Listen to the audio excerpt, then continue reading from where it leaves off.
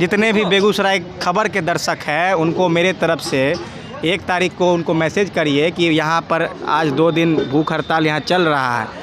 13वीं के दिन तक में अगर गिरफ्तारी नहीं होती है तो 1 तारीख को यहाँ पर भोज किया जाएगा उन लोगों के लिए जो कि जिनका ज़मीर ख़त्म हो गया है, जो जनप्रतिनिधि हैं जिनके लिए ज़मीर ख़त्म हो गया है, ख़ास उनके लिए यहाँ पर भोज का ऑर्गेनाइजेशन किया गया है। क्योंकि किसी लोगों का कहना है कि जनप्रतिनिधि सिर्फ भोज में नज़र आते हैं और भोज ही अगर कर देंगे तो ज़रूर आएंगे वो। मुझे आशा है कि वो ज़रूर आएंगे अगर भोज कर देंगे तो, काहे कि अभी उन्हीं के पार्टी के कुछ लोग यहाँ से बोल के गए हैं। तो 1 तारीख को काहे ना भोजे कर देते हैं। 13 दिन होगा, 13वीं होगा। मेरा शब्द आपको अपमानित लगा, काहे कि एक पत्रकार है। नहीं बिल्कुल नहीं, बिल्कुल अपमानित नहीं लगा। लेकिन ये होना चाहिए कि नहीं होना चाहिए? सच्चाई आप बोल रहे हैं, सच्चाई बोल रहे हैं ना, तो इन्हीं से पूछिए। नहीं देखिए, आपने हमारे साथ में इन लोग से ही पूछिए, करते हैं। एक ट्वीट भी नहीं किए हमारे। देखिए, पत्रकार भाई लोगों को दुख किस बात की है पता है? पत्रकार भाइयों को दुख इस बात की है कि सर एक ट्वीट कर देते तो कुछ नहीं करते, हमेशा ज़िंदगी भर उनके लिए ऋणी रहते, क्योंकि काम करते हैं भाई। देखिए, काम किए हैं, ग्रीन बेल्ट पर काम किए हैं वो। अभी देखिए आपका अच्छा काम किए, जैसे कि देखिए वहाँ पर आपका ये बरौनी रजौड़ा गुमती है, उन पर वो काम किए हैं। अभी देखिए 2-3 अच्छा काम वो किए हैं हमारे सांसद जी, तो हम उनके लिए भी बहुत आभार हैं। बेगूसराय के लिए सोचते हैं, चलिए अच्छा बात है, बहुत अच्छा सोचते हैं। लेकिन एक पत्रकार के लिए सोचना चाहिए, ये चीज़ उनको सोचना चाहिए। हम एक तरफ से उनका खबर भी चलाते हैं, ऐसा बात नहीं कि नहीं खबर चलाते हैं, लेकिन ये भी खबर चलाते हैं कि वो हमारा खबर नहीं पूछने आ रहे हैं। तो बेगूसराय इस खबर के माध्यम से हम कहना चाहते हैं 1 तारीख को यहाँ पर मेरे माध्यम से अगर आप भी आना चाहेंगे, आप भी सहयोग करना चाहते हैं, तो बेगूसराय खबर के माध्यम से हम ये कहना चाहेंगे कि 1 तारीख को आइए। जनप्रतिनिधि को भी बुलाना चाह रहे हैं, भोज है 1 तारीख को, आप भी आइए, शामिल होइए। जिसका ज़मीर ख़त्म हो गया है उसका ज़मीन बनाने के लिए उस दिन ज़रूर आइए।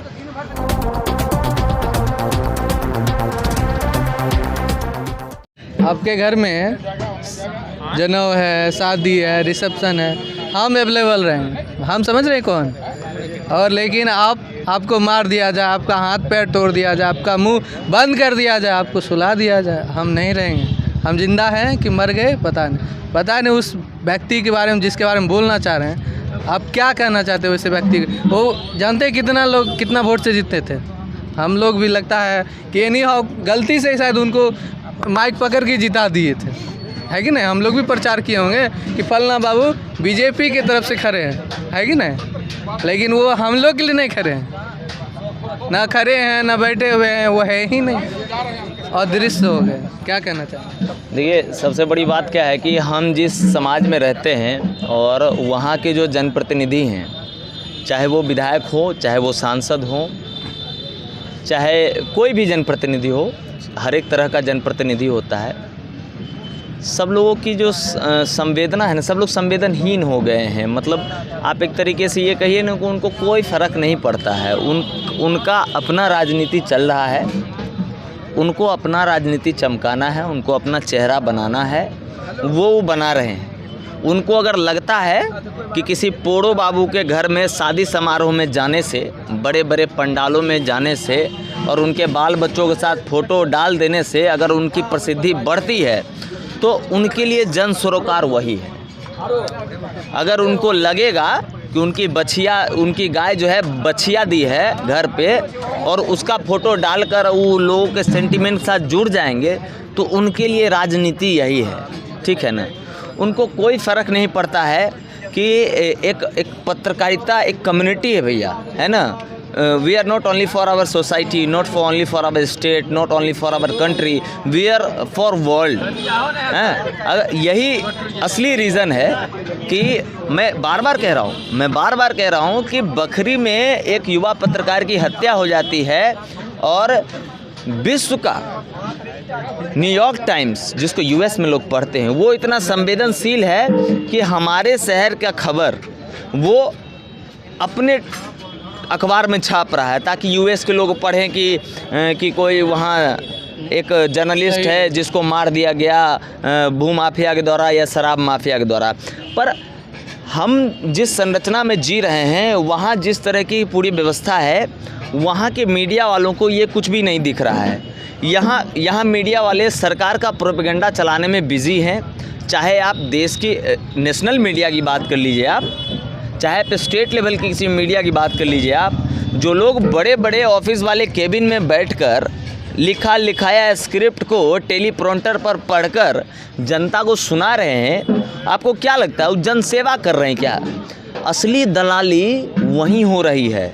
ठीक है, शाम में एगो ग्रुप डिस्कशन बैठा देंगे, मास्टर स्ट्रोक, फलना स्ट्रोक, और उसमें बैठ जाइए, वहाँ खाली चर्चा किस पे होगी? आप उठा के देख लीजिए डाटा, सिर्फ हिंदू मुसलमान, हिंदू, क्योंकि उनको पता है ना कि देश की जो सरकार है, देश के जो सत्ताधीश लोग हैं, उन्हें सिर्फ और सिर्फ सांप्रदायिक चीज़ों में ही मज़ा आ रहा है।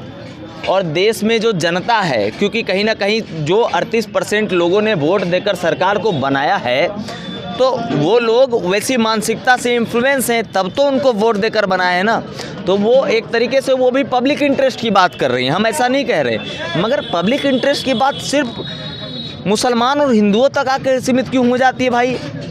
क्या हम पब्लिक इंटरेस्ट की बात नहीं करते हैं क्या? क्या किसी पंचायत में काम करने वाला पत्रकार नहीं है क्या? क्या किसी ज़िले में काम करने वाला पत्रकार नहीं है क्या? क्या नोएडा के बड़े बड़े स्टूडियो में बैठ के जो लिखे हुए स्क्रिप्टेड जो जर्नलिस्ट है, वही सिर्फ जर्नलिस्ट है क्या?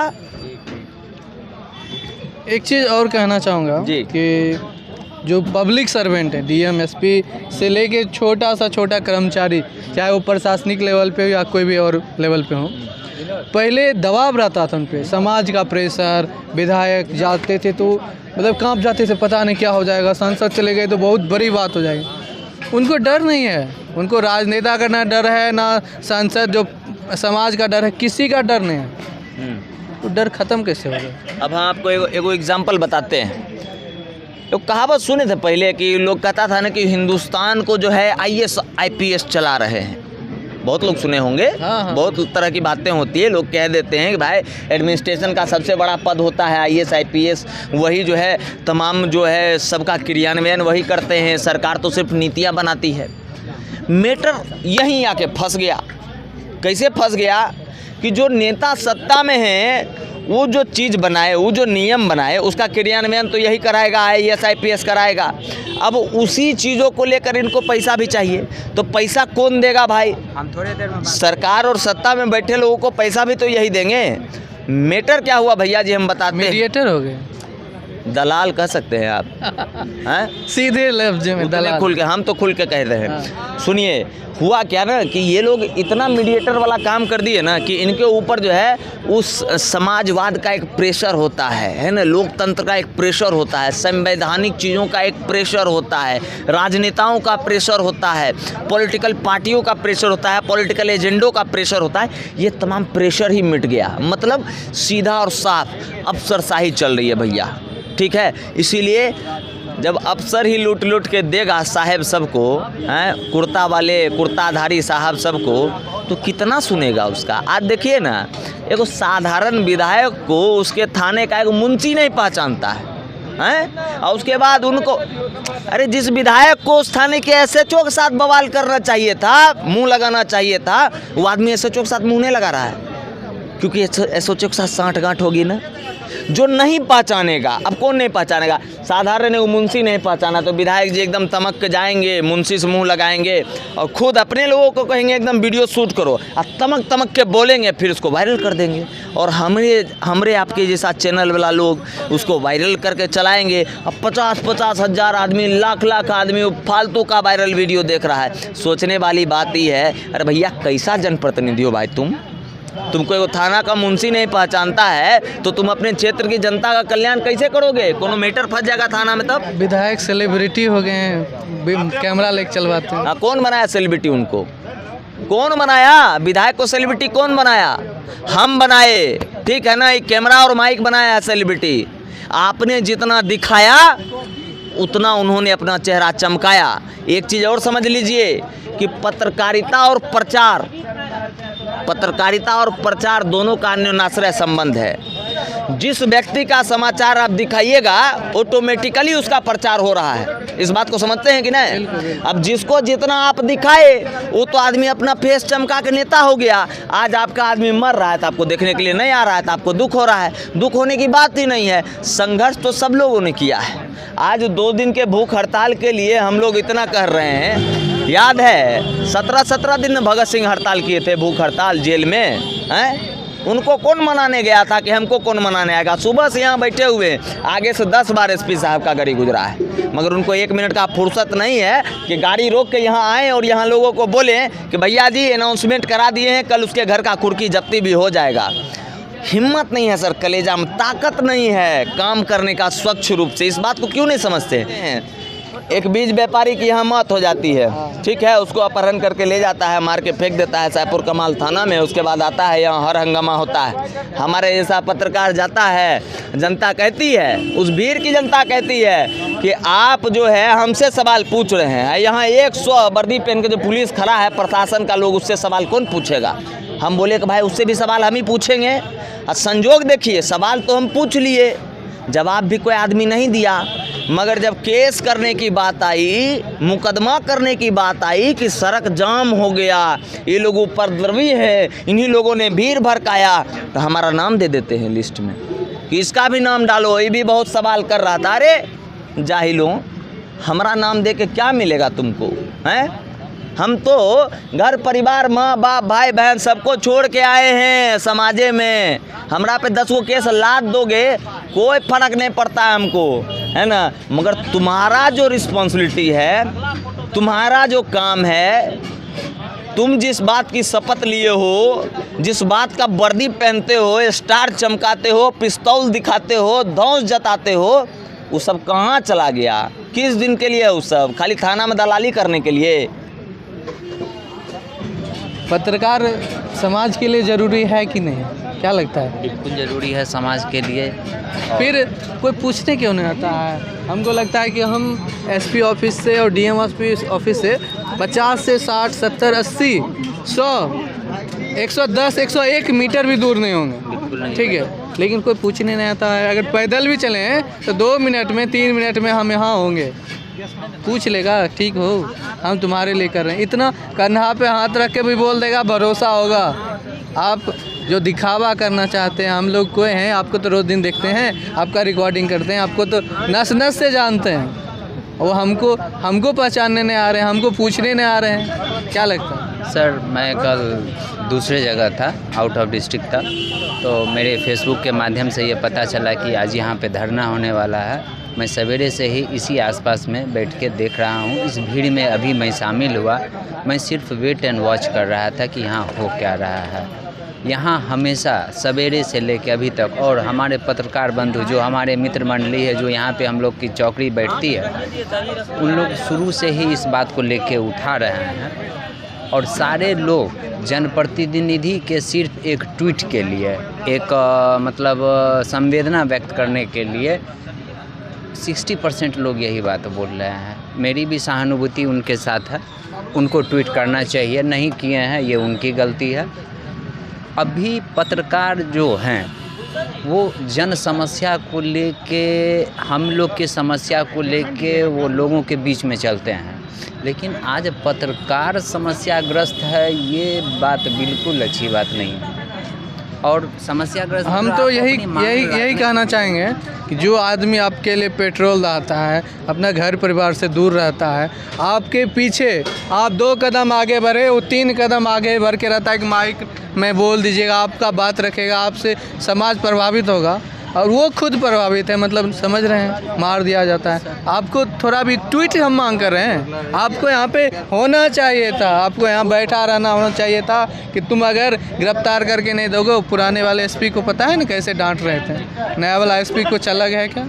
डरते हैं क्या हमारे जो सांसद डरते हैं क्या? सर, सांसद नहीं, वो किसी से नहीं डरते हैं, वो किसी से नहीं डरते हैं, और ये डराने की चीज़ भी नहीं है हमारे।